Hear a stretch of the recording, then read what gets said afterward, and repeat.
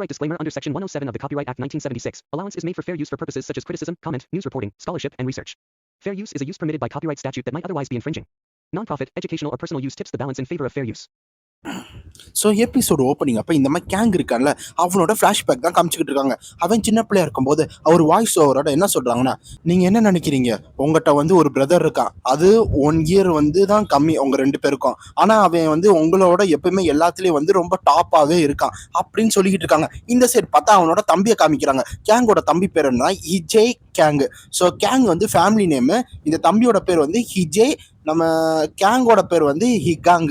So இவன் third படிச்சுக்கிட்டு இருக்கும்போது ஒரு ஹோம் ரன் அடிச்சிட்டடா அப்படின்னு சொல்லும்போது அந்த குட்டி பையன் வந்து ரொம்ப சந்தோஷப்பட்டுக்கிட்டு இருக்கான். அவன் வந்து ரொம்ப ஸ்மார்ட்டு, ஹேண்ட்ஸமு, அப்புறம் ஸ்போர்ட்ஸ்ல ரொம்ப சூப்பராக இருப்பான். அவன் வந்து ஒரு பர்ஃபெக்டான ஒரு லிட்டில் பிரதர்னே சொல்லலாம் அப்படின்னு சொல்லிட்டு இருக்கும்போது, டே நீ சூப்பராக அடிக்கிறாடா, எந்த பால் போட்டு அடிப்ப போல, ஆமாம் உன் அண்ணனோட நீ டிஃப்ரெண்ட்டாக தான் இருக்க அப்படின்னு வந்து அந்த பார்க்கில் விளாட்ற பசங்களாம் வந்து இந்த தம்பிகிட்ட சொல்லும்போது, நம்ம தம்பிக்காரன் என்ன பண்ணுறான்னா அப்படியே அவன் அண்ணனை பார்த்துக்கிட்டு இருக்கான். அவங்க அண்ணன் என்னன்னா இந்த மாதிரி ஃபோன் வந்து பார்த்து விளாண்டுக்கிட்டு இருக்காங்க. அண்ணா நீங்க வந்து விளாட்லையா அப்படின்னு கேட்கும்போது அந்த சைடு அந்த கேங் என்ன சொல்றேன்னா, ஆக்சுவலாக எனக்கு பேஸ் பால்லாம் பிடிக்கவே பிடிக்கும் அப்படின்னு சொல்றாங்க. அப்படியே அப்புறம் அவங்க கூட உட்காந்துக்கிறேன்னா அப்படின்னு வந்து அந்த தம்பிக்கார உட்காந்துக்கிறான். என் தம்பி எப்பவுமே என் கூட ரொம்ப நைஸா தான் இருந்தான் அப்படின்னு சொல்லிக்கிட்டு இருக்கும்போது, ஆனா இந்தாங்க என்கிட்ட வந்து இந்த சாக்லேட் இருக்கு, 2 பேர் பாதி பாதி சாப்பிடுவோமா அப்படின்னு சொல்லிட்டு பிரிச்சு கொடுத்துக்கிட்டு இருக்கான். ஆக்சுவலா அவன் ரொம்ப கைண்டான பிரதர். அப்புறம் கேங்கோட வீட்டை காமிக்கிறாங்க. அந்த இடத்துல நாங்க வந்துட்டோம் அப்படின்னு சொல்லிட்டு வந்துகிட்டு இருக்கும்போது அந்த சைடு எனக்கு எப்பவுமே வந்து இந்த மாதிரி காம்ப்ளிக் வாங்கணும்னு ஆசைப்படுவேன் அப்படின்னு சொல்லிக்கிட்டு இருக்காங்க. அப்படி சொல்லிக்கிட்டு இருக்கும்போது நான் வந்து இது சயின்ஸ் டெஸ்ட்ல வந்து 100 மார்க் எடுத்துட்டேன், இது எங்க அம்மாட்ட காமிச்சா எங்க அம்மா ரொம்ப சந்தோஷப்படுவாங்க, என்னை வந்து பெருமைப்படுத்துவாங்க அப்படின்னு சொல்லிட்டு அந்த குட்டி கேங் வந்து வந்துகிட்டு இருக்கான். நான் எவ்வளவுதான் கஷ்டப்பட்டு வேலை பார்த்தானோ அந்த சைடு பார்த்தா இந்த ஹிஜா இருக்கால, அதாவது கேங்கோட தம்பி, நீ நல்ல வேலை பண்ணிருக்கப்பா அப்படின்னு சொல்லும்போது, ஆனா என் தம்பி என்னோட எப்பவுமே எல்லாத்துலயும் பர்ஃபெக்டா தான் இருப்பான் அப்படின்னு சொல்லும்போது, அவன் பாத்தீங்கன்னா எல்லாத்துலயும் வந்து 100 மார்க் எடுத்திருப்பான், நீ நல்ல மார்க் எடுத்திருக்கிய அப்படின்னு அவங்க அம்மா வந்து பாராட்டிக்கிட்டு இருக்காங்க. அவன் எப்பவுமே என்னோட அவுட் சைனா தான் இருந்துகிட்டு இருக்கான் அப்படின்னு கேங் சொல்லிட்டு இருக்கான். உனக்கு வந்து என்ன ரிவார்ட் வேணும்னு சொல்லு, நீ என்ன கேட்ட நான் வாங்கி தரேன் அப்படின்னு அவங்க அம்மா சொல்லும்போது, எனக்கு வந்து ஒரு பறவை வேணுமா அப்படின்னு கேட்கும்போது, அப்படியா அப்படின்னு வந்து சொல்லிக்கிட்டு இருக்காங்க. அப்ப நம்ம கேங் வந்து எதையும் கண்டுக்காம அமைதியா போய்கிட்டு இருக்கான். அப்படி போயிட்டு இருக்கும்போது, ஓகே அப்போ நான் பெட் ஸ்டோருக்கு இந்த வாரம் கூட்டிட்டு போறேன் அப்படின்னு சொல்லும்போது அந்த குட்டி பையனா ஓகேமா அப்படின்னு சொல்லிட்டு இருக்காங்க. எப்பவுமே வந்து நான் என்னோட பிரதரோட ஷேடோல தான் இருந்த மாதிரி இருந்துச்சு, நான் என்னதான் பண்ணணும் அப்படின்னு சொல்லிக்கிட்டு இருக்கும்போது இன்னொன்னு இடத்த காமிக்கிறாங்க, ஒரு பார்க்க காமிக்கிறாங்க. அந்த இடத்துல நம்ம ஹீரோ வந்து அந்த மீட்டிங் என்னெல்லாம் நடந்துச்சு எல்லாத்தையும் வந்து சொல்லிக்கிட்டு இருக்கான். யார்கிட்ட சொல்லிட்டு இருக்காங்க, இந்த ஷியாங்கிட்ட தான் சொல்லிட்டு இருக்காங்க. ஓ அப்படியா, அப்பனா வந்து இதை வந்து நம்ம போரிமோட ஃபால்ட் கிடையாது, சரி ஏதோ ஒன்று நீ நல்ல வேலை ஹோல்ட் பேக் பண்ண, இந்த மாதிரி சண்டை போடாம அப்படின்னு வந்து ஷியாங் சொல்லிக்கிட்டு இருக்காங்க. என்ன பேசிக்கிட்டு இருக்கீங்க, கண்டிப்பா நீ அந்த இடத்துல மூஞ்சி உடைச்சிட்டு வந்திருக்கோம், நீ என்ன சும்மா அடி வாங்கிட்டு வந்திருக்க அப்படின்னு வந்து கேங் அந்த சைடு வந்து தொங்கிக்கிட்டே சொல்லிக்கிட்டு இருக்கான். நான் மட்டும் இடத்துல இருந்தே வச்சுக்கோ, அங்கேயே நான் முடிச்சு அப்படின்னு சொல்லிட்டு இருக்குமா நம்ம ஹீரோ வந்து, அம்மா இப்ப நீ என்ன பண்ணிக்கிட்டு இருக்க அப்படின்னு கேட்கும்போது, என்னது நான் என்ன பண்ணிக்கிட்டு இருக்கிறேன் அப்படின்னு கேட்க வந்து கஷ்டப்பட்டு அந்த ஸ்லைடை வந்து பிடிச்சி தொங்கிக்கிட்டு இருக்கா. நான் உன்ட்ட இந்த மாதிரி கொஸ்டின் கேட்டல, இந்த ஸ்லைடை ஏன்னா தொங்குறேன்னு, ஆனா இது கொஞ்சம் நல்லா எஃபெக்டிவாக தான் இருக்கு அப்ப நம்ம கேங் சொல்லி தொங்கிட்டு இருக்கா. நீங்க யாரும் இந்த மாதிரிலாம் பண்ணாதீங்க.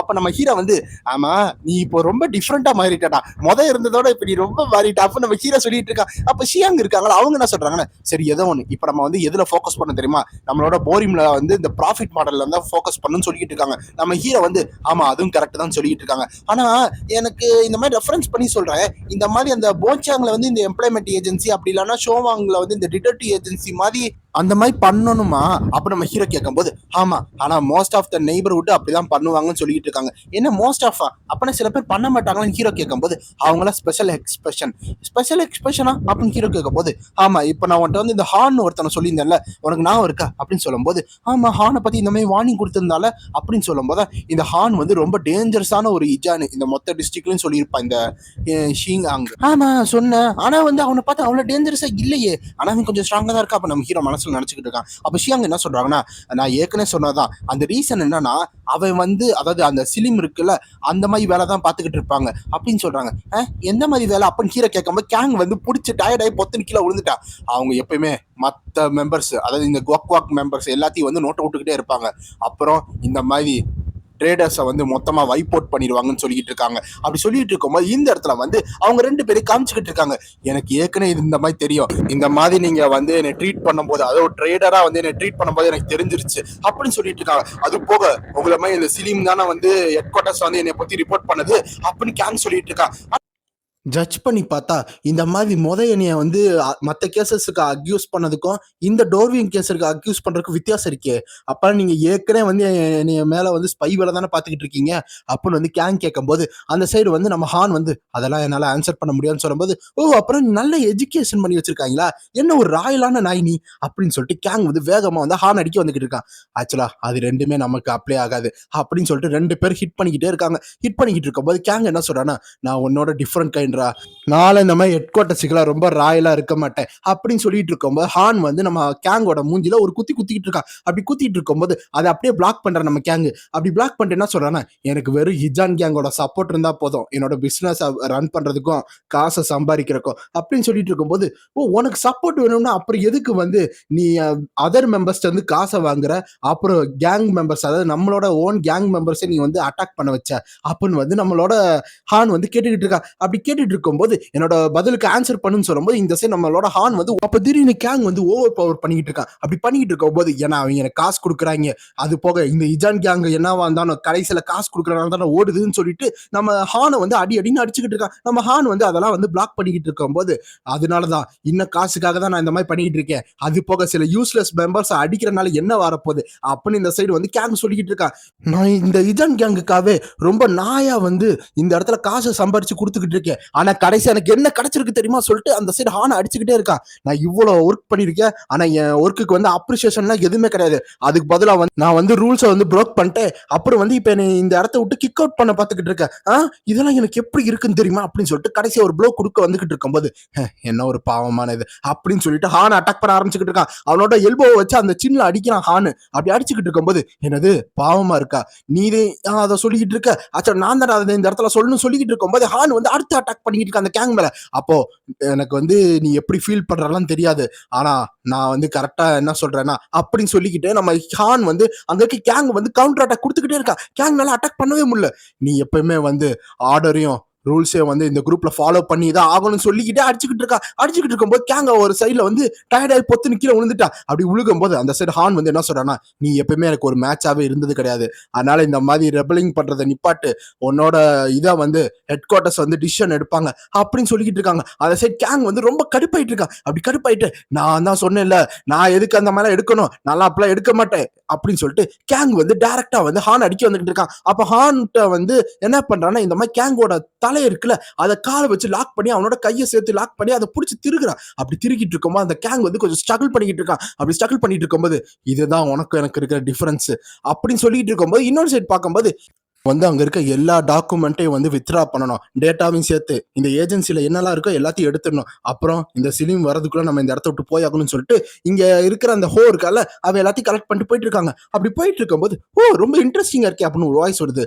நான் இந்த இடத்துல சில இதெல்லாம் கேள்விப்பட்ட மாதிரி இருக்கே, ஏதோ இம்பார்ட்டன்ட் டாக்குமெண்ட்ஸ்ன்னு, நான் வேணா அதை பார்க்கலாமா அப்படின்னு சொல்லிட்டு இந்த கிம் வந்துகிட்டு இருக்கா. ஸோ இது யார் தெரியுங்களா, அஹானோட ஒரு மெம்பர் தான். அது போக இந்த மாதிரி ஜிஹோ, ஆக்சுவலா வந்து நீ தான் இந்த இடத்துல வந்து இந்த டிடெக்டிவ் ஏஜென்சியை ஓட்டிக்கிட்டு இருக்கல அப்படின்னு வந்து கிம் சொல்லிக்கிட்டு இருக்கா. நீயாமே உன் வாய் வழியா எல்லாத்தையும் வந்து கக்கிருவேன், அது போக இந்த ஷிவான்ல வந்து வேற என்னென்னலாம் ஒளிச்சு வச்சிருக்கேன்னு சொல்லு அப்படின்னு சொல்லிட்டு இருக்கும்போது, நீங்க கொஞ்சம் மிஸ் அண்டர்ஸ்டாண்ட் பண்ணிட்டீங்கன்னு நினைக்கிறேன். நாங்க வெறும் வந்து எங்களோட கிளைண்டோட பர்சனல் இன்ஃபர்மேஷன் வந்து ப்ரொடக்ட் பண்ண தான் ட்ரை பண்ணிக்கிட்டு இருக்கோம் அப்படின்னு சொல்லிட்டு இருக்கும்போது கிம் வந்து கிளாப் தட்டிக்கிட்டே வந்துகிட்டு இருக்கான். வாவ், என்ன ஒரு இன்கிரெடிபிளான ஒரு ப்ரொஃபஷன். ஆமா, நீங்க எதுக்கு இங்க தனியா வந்திருக்கீங்க அப்படின்னு ஹோ கேட்டுக்கிட்டு இருக்கான். என்ன பண்றது, சிலீம் வந்து இப்போ கொஞ்சம் பர்சனலா கம்மியா தானே இருக்காங்க, அப்ப நான் தானே இந்த இடத்துல வரணும், எங்கிட்ட வந்து அவ்வளவு மெம்பர்ஸ் எல்லாம் கிடையாது இந்த மாதிரி சண்டை போட அப்படின்னு சொல்லிட்டு வந்துட்டு இருக்கும்போது ஹோ வந்து, என்ன ஒரு அஷயம், இந்த இடத்துல தனியா வந்தா இந்த இடத்துல மொத்தமா நீங்க லூஸ் ஆயிடுவீங்கன்னு சொல்லிட்டு இருக்கும்போது கிம் வந்து அசால்ட்டா இருக்கான். அப்பனா இந்த இடத்துல நீங்க ரொம்ப கான்பிடென்டா இருக்கீங்க, ஏன்னா வந்து உனக்கு பின்னாடி அதிகமான மெம்பர்ஸ் இருக்கனால அப்படிதானே. அது போக எங்க கொஞ்சோண்டு சரி உன்னை நான் ஒரு போட்டோ எடுத்துக்கிறேன், அப்பதானே உன்னோட ஃபியூனலுக்கு இந்த போட்டோ ஒட்ட முடியும் அப்படின்னு சொல்லிட்டு இருக்காங்க. இவங்க இப்ப கிஜின் கிம், இவர் வந்து ஒரு போட்டோகிராஃபர், அப்புறம் வந்து டெபியூட்டி ஆஃப் சிலிம், ஸோ செகண்டரி கேரக்டர்னு வச்சுக்கோங்க. ஹானுக்கு அடுத்து ஹான் வந்து லீடர்னா இது வந்து அது கீழே இருக்கிற ஒரு கேரக்டர். சரி, உனக்கு இந்த மாதிரி ஃபியூனல் இந்த மாதிரி எஸ்டிமேட் பண்றதுக்கு முன்னாடி நீ இந்த இடத்துல என்ன இருக்குன்னு தெரியுதா, நான் வேணா உனக்கு அந்த ஃபியூனல் கொடுக்கவா, நாங்க வந்து ஃப்ரீயா பண்ணுவோம் அப்படின்னு வந்து ஹோ சொல்லிக்கிட்டு இருக்கா. அப்ப இந்த இடத்துல வந்து ஜிஹோ சான் கன்சலர்ஷன் ஆஃப் டெபியூட்டி ஆஃப் ஷியான்னு சொல்றாங்க. ஸோ 2 வாய்ஸ் லீடருக்கு தான் இந்த இடத்துல சண்டை நடக்க போகுது. அப்ப இன்னொன்று இடத்துல காமிக்கிறாங்க. அந்த இடத்துல ஒரு கால் மட்டும் தெரியுது. பார்த்தா நம்ம ஹான் வந்து அங்க இருக்க கேங்க மொத்தமா முடிச்சுட்டு அந்த எஜ்ஜில், அதாவது இந்த பில்டிங் எஜ்ஜில் வந்து நிப்பாட்டி வச்சிருக்காங்க. நீ வந்து ரொம்ப கிரேட்ஃபுல்லா இருக்கணும், உன்னை வந்து நான் இந்த இடத்துல நிப்பாட்டினதுக்கு அப்படின்னு ஹான் சொல்லிக்கிட்டு இருக்கான். அப்படி சொல்லிக்கிட்டு திரும்பி போயிட்டு இருக்கும் போது அந்த இடத்துல யாரோ பிடிக்கிற மாதிரி இருக்கு. ஹானே வந்து ஷாக் ஆகுறா. சொன்னேனா இது முடிஞ்சிச்சுன்னு சொல்லிட்டு ஹானை பிடிச்சி அப்படியே பின்னாடி தள்ளி விடுறான். அப்ப ஹான் வந்து அந்த ஹைட்டான பில்டிங் வந்து கீழே விழுந்துகிட்டு இருக்கான். அப்படி விழுந்துகிட்டு இருக்கும்போது கீழே ஒண்ணுமே தெரியல. என்னன்னு பார்த்தா ஹான் வந்து அந்த இடத்துல ஒத்த கையில வந்து அந்த செவுத்தை வந்து பிடிச்சிக்கிட்டு இருக்கான். இன்னைக்கு வந்து ஒன்னே மாதிரி ஒரு ஆளை வந்து வைப் பண்றதுலயே வந்து கொஞ்சம் அதிகமான ரிஸ்க் தான் வந்துருச்சுன்னு நான் வந்து அந்த சைட் கேங் வந்து நின்றுகிட்டே சொல்லிக்கிட்டு இருக்கான். அது போக இந்த மாதிரி உன்னைய வந்து பின்னாடி பிடிச்சி இழுத்து விட்டோ இல்ல இந்த மாதிரி நீ இப்படி தொங்கிக்கிட்டு இருக்கிய, இதுக்கு வந்து கவடா வந்து எதுவும் பேசாத, நான் ஏன் இப்படி வந்து கோலத்தனமா இருக்கேன்னு அப்படின்னு சொல்லிட்டு இருக்கும்போது நீ என்ன என்னை கொலை பண்ண போறியா அப்படின்னு ஹான் வந்து அந்த இடத்துல ஹாரா ஃபார்மிங் பண்ணிக்கிட்டே இருக்கான். அப்படி பண்ணிட்டு இருக்கும்போது ஏன் பண்ணக்கூடாதா அப்படின்னு கேங் கேட்டுக்கிட்டு இருக்கேன். ஏன்னா எக்கச்சக்கமான ஹென்ச்மேன்ஸ் இருக்காங்க, அவங்க எல்லாம் இப்ப வந்து ஜெயில தான் இருக்காங்க. நான் காசு கொடுத்தா உடனே அவங்க வெளியே வந்துருவாங்க. அது போக நீ என்ன நினைக்கிற, இந்த ஹெட் குவார்டர்ஸ்ல வந்து என்ன அபர்டன் பண்ணிட போறாங்களா ஜஸ்ட் பிகாஸ் வந்து உன்னை இந்த இடத்துல வந்து நான் கொலை பண்ண போறேன்னு? அட்லீஸ்ட் வந்து அதுலயும் என்ன தெரியும் இம்பார்ட்டன்ட் விஷயம், இந்த இடத்துல உன்னை நான் பீட் பண்ணிட்டேன்னு வச்சுக்கோ, அவங்க எல்லாம் வந்து அட்மிட் பண்ணிப்பாங்க நான் உன்னையோட பெட்டரானவே அப்படின்னு கேங் சொல்லிக்கிட்டு இருக்கான். ஹான் எல்லாத்தையும் பார்த்துக்கிட்டே இருக்கான். இப்போதான் எனக்கு ஒரு விஷயம் தெரியுது, இந்த இடத்துல உன்னை இப்படி பார்க்கும்போது நான் சின்ன வயசுல இருக்கும்போது ஒரு ஃபிளாஷ்பேக் வந்த மாதிரி இருக்குன்னு சொல்லிக்கிட்டு இருக்காங்க. அப்போ சின்ன வயசுல வந்து அண்ணா அண்ணா எனக்கு ஹெல்ப் பண்ணுங்கண்ணா, இல்லைன்னா கீழே விழுந்துருவேண்ணா, இந்த மாதிரி விளாண்டுக்கிட்டு இருக்காதீங்கண்ணா அப்படி வந்து ஒரு குட்டி போய் அழுதுகிட்டு இருப்பான். இது ஃபன்னியா இல்லைன்னா அப்படின்னு சொல்லிட்டு இருக்கும்போது அந்த சைடு வந்து இந்த கேங் வந்து சிரிச்சுக்கிட்டே பார்த்துக்கிட்டு இருந்திருப்பான். ஸோ ஃபிளாஷ்பேக் அப்ப இந்த மாதிரி தான் நான் உனக்கு வந்து கொலை பண்ணேன் அப்படின்னு வந்து சிரிச்சுக்கிட்டே வந்து கேங்கை வந்து ஹானை வந்து காலி பண்றதுக்காக ரெடியா இருக்கான். அப்படி ரெடியா இருக்கதோட இந்த சாப்டர் முடியுது. ஸோ நெக்ஸ்ட் சாப்டர் வந்து இந்த பிளேலிஸ்ட்ல பாத்தீங்கன்னா வந்துடும். Bye guys.